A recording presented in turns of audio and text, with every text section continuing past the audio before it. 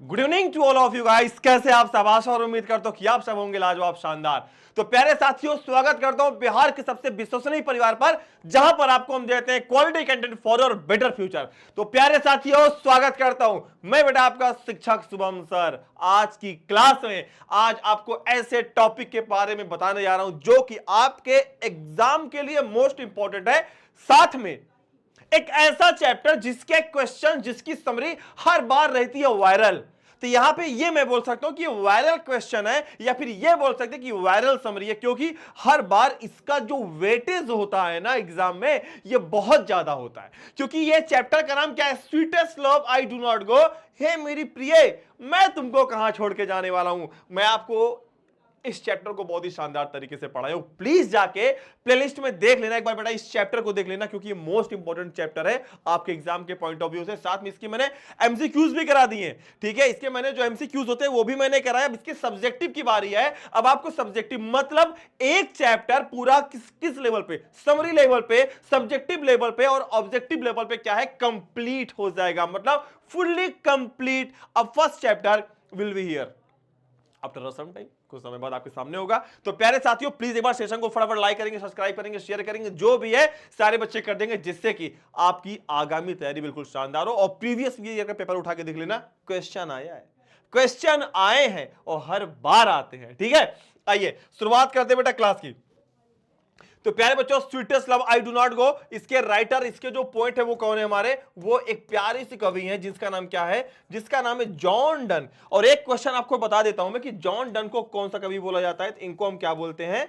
इनको हम बोलते हैं, ये हर एक बच्चे की जबान पे होना चाहिए, मेटाफिजिकल पोएट। किस रूप में जाने जाते हैं बेटा ये? इनको हम बोलते हैं एज अ मेटाफिजिकल पोएट, या फिर बोलते हैं पायनियर ऑफ मेटाफिजिकल पोएट, या फिर who is known as a pioneer of metaphysical poet, John Donne. Donne, आगे पढ़ाएं अब, चलिए। तो प्यारे बच्चों, समरी की शुरुआत करते हैं यहां पे। अच्छा, आपके YouTube सेशन पे ऐसा पहली बार है कि जिसमें आपको हिंदी प्लस इंग्लिश दी जा रही है, ठीक है। सबसे पहले पूरी कहानी को हम हिंदी में समझेंगे। देखिए, हम हिंदी भाषी लोग हैं, हम अंग्रेजी भाषी लोग नहीं हैं, हम हिंदी भाषी लोग हैं। और हमारा क्या, हमारा सुबह से शाम और रात तक सब कुछ हमारा हिंदी में होता है। अच्छा ये बताओ, जब 24/7 आवर जब हमारा माइंड हिंदी में ही चल रहा है, तो हिंदी से ही पढ़ लेते हैं। किसी भी अगर अदर लैंग्वेज को सीखना हो ना, जापानी सीखना हो, मलयालम सीखना हो, तेलुगु सीखना हो, अगर आप हिंदी से सीखेंगे ना तो बहुत जल्दी सीखेंगे अपनी भोजपुरी भाषा में, ठीक है बाबू। अब तो sweetest love I do not गो एक सामान्य रूपक कविता है, जिसे जॉन डन ने लिखा है। इस प्रेम कविता में कैसा कवि है ये, कैसा मतलब कैसी कविता है ये? तो प्रेम कविता, एज अ लव पोएम। कविता में सच्चे प्रेम की शक्ति को चित्रित करता है। कवि अपनी प्रेयसी से कहता है कि वह यह सोचकर नहीं भाग रहा है कि वह उससे तंग आ चुका है, या उसे एक बेहतर प्यार या फ्यूचर लव मिलने की उम्मीद है। वह जा रहा है क्योंकि वह आनंद की अवस्था में मरने की इच्छा रखता है। वह चाहता है कि जब मौत वास्तव में आए तो वह मौत का सामना करने के लिए पूर्णतः तैयार हो। मतलब यहाँ पे पूरे तरीके से यहाँ पे एक नाटक हो रहा है, यहाँ पे एक रंगमंच है, समझ लो एक प्रकार का। वो देखना चाहता है कि अभी तो मैं तुम्हारे सामने हूं, तो तुम सोचो तब तुम इतना रो रही हो, कल को मैं तुम्हारे सामने नहीं तब तुम क्या करोगी। यहाँ पे राइटर कहीं ना कहीं अपनी प्रेयसी को मजबूत कर रहा है। वो अभी से बाहर जा रहा है। वो जा रहा है, क्यों जा रहा है? वो मतलब ये दिखाना चाहता है कि मैं तुमसे कुछ दिन दूर रहूंगा तो तुम्हारे अंदर एक सहने की क्षमता आ जाएगी। मान लो मुझे कुछ हो जाता है तो कम से कम तुम इतने दिन मुझसे दूर रहोगे ना, तुम्हारे अंदर एक आ जाएगा मन में, क्या होता नहीं कि बहुत दिन से हम दूर रहते, एक मन में आ जाता है कि हाँ तो दूर है ही है। ऐसी कविता। फिर क्या आता है? कवि अपने प्रिय को विश्वास दिलाता है कि वह ठीक वैसे ही वापस आएगा जैसे सूरज रोज वापस आता है।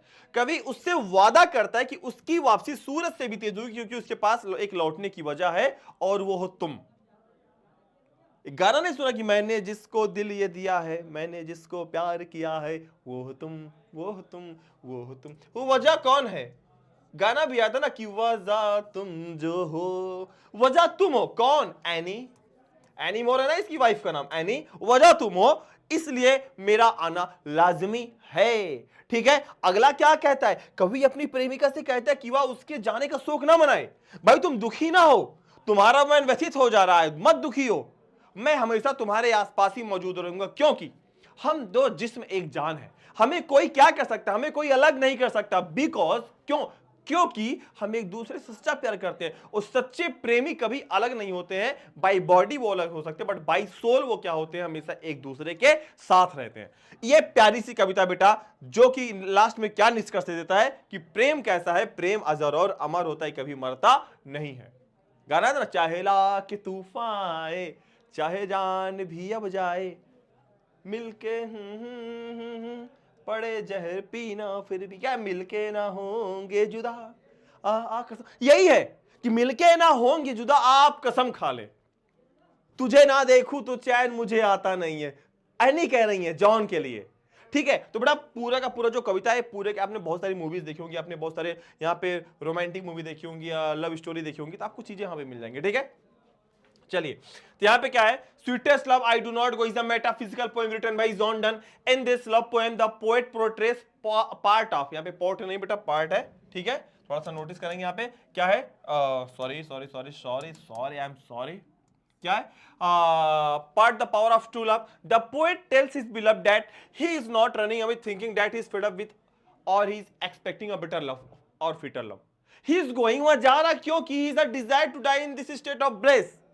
अभी मैंने आपको हिंदी बताई है, he wants that when that actually comes, जब वास्तव में मौत आए, he is fully prepared for face death, कि वो अगर वो मौत वास्तव में आ जाए, अभी जैसे मुझे कुछ नहीं हुआ तो तुम इतनी दुखी हो, लेकिन मैं जा रहा हूं दूर, मान लो कल को मुझे कुछ हो जाता है, तो इतना तुम्हारा माइंड स्टेब्लिश हो जाए, इतना तुम्हारा माइंड मेकअप हो जाए कि अगर मुझे कल को कुछ हो जाए तो तुम्हें उतना दुख ना हो जितना तुम्हारे सामने, जितना मेरे सामने रहने पर तुमको दुख होगा। मैं तुम्हारे सामने, मुझे कुछ हो गया, तुम मर जाओगी, ये कह रहा है, कुछ दूर रहूंगा, 6-7 महीने साल भर दूर रहूंगा, तब कुछ हो गया, तब तो तुमको दुख नहीं होगा।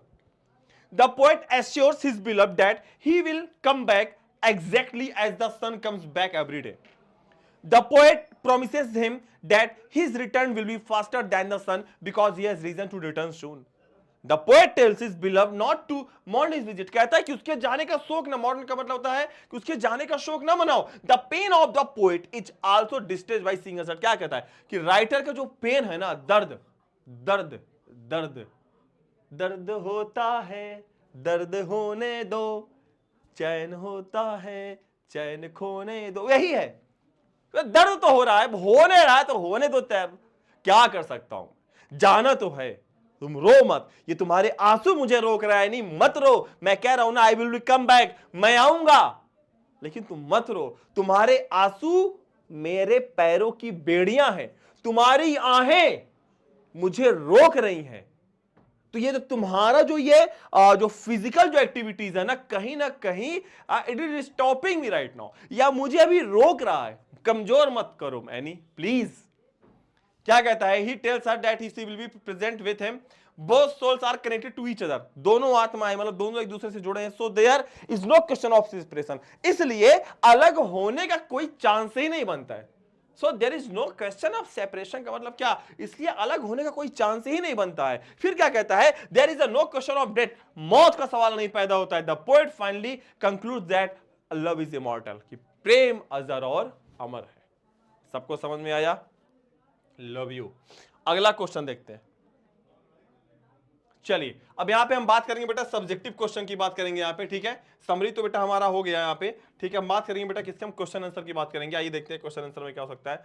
4-5 क्वेश्चन जो हर बार इंपॉर्टेंट होते हैं, हर बार क्वेश्चन आ सकते हैं। इससे पहला क्वेश्चन होता है, why does the poet wants to go away from his beloved, कवि अपनी प्रेमिका से दूर क्यों जाना चाहता है। पहला क्वेश्चन ये, कवि अपनी प्रेमिका से दूर क्यों जाना चाहता है।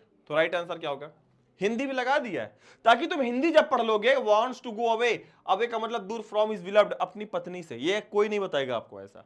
ये आपको इसलिए मैं देता हूं, जैसे आपको अंग्रेजी में दिक्कत होती है ना, तो इसलिए मैं आपके लिए आपके लिए लेकर आया हूं कि जैसे आप हिंदी भी पढ़ लोगे तो आपको कसम क्वेश्चन तो समझ जाओगे, अंग्रेजी भी पढ़ लोगे तो कम से आपको थोड़ा सा अंग्रेजी भी समझ आ जाएगा कि हाँ भैया हिंदी इंग्लिश का ये मिक्सअप है, ठीक है। क्या हो जाएगा answer, the speaker wants to go away from his beloved, वक्ता अपनी प्रियतमा से अलग इसलिए होना चाहता है, ही द टेस्ट रन, वो टेस्ट करना चाहता है कि क्या तुम मेरे बिना रह पाती हो कि नहीं, for the separation which they will be experience eight death, अलग होने को जिसकी तुलना वो मौत से कर रहा है। अलग होने का मतलब यहां पे मौत है, ठीक है। He also assures his beloved that he is not leaving her because, वह अपनी पत्नी को अश्योर भी करता है कि वह इसलिए नहीं जा रहा है क्योंकि वो उससे थक गया है। ऑन द अदर हैंड का मतलब होता है दूसरी तरफ, ही टॉक्स अबाउट, वह बात करता है बारे में, द सर्टेनली ऑफ डेथ, बेशक मौत के बारे में, and expresses his desire to have some amusement, और साथ में क्या करता है, और वह साथ में कुछ मनोरंजन करने की भी क्या करता है बेटा, वो करता है। ठीक है,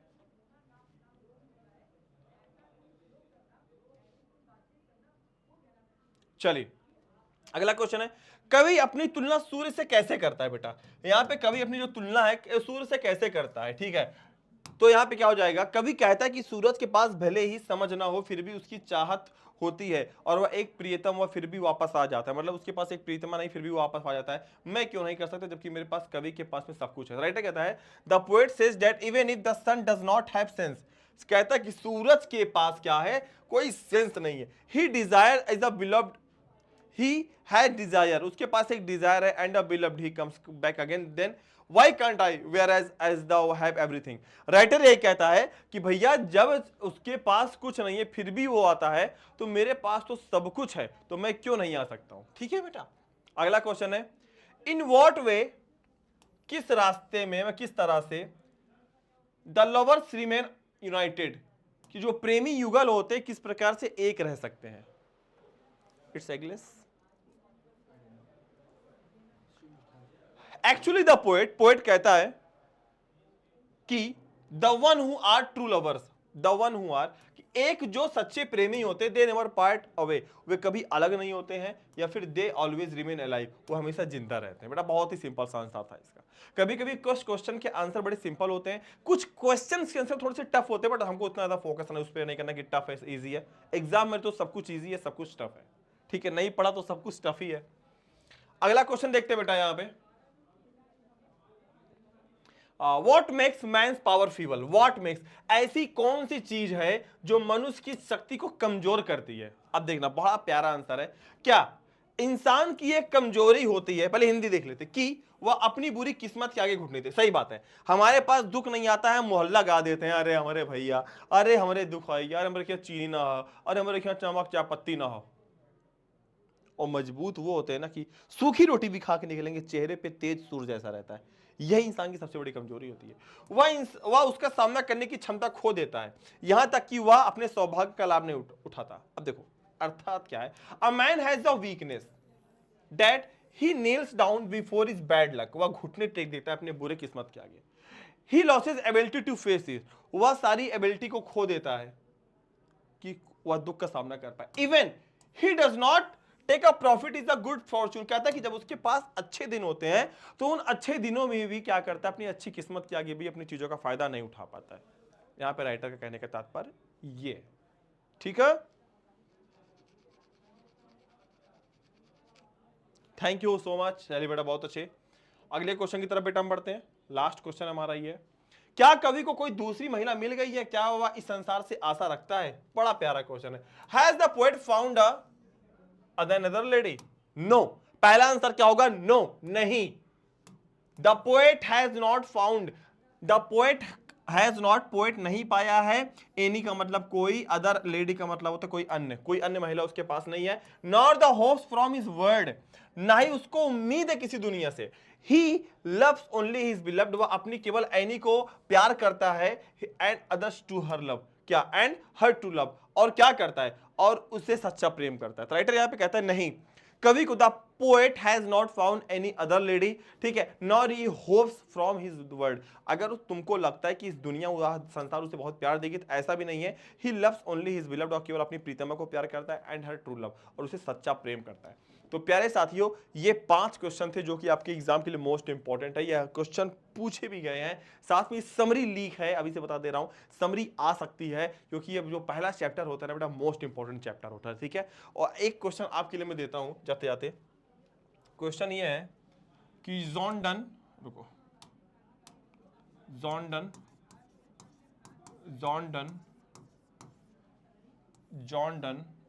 देखो उससे बेहतर क्वेश्चन ये हो सकता है, हु इज नोन एज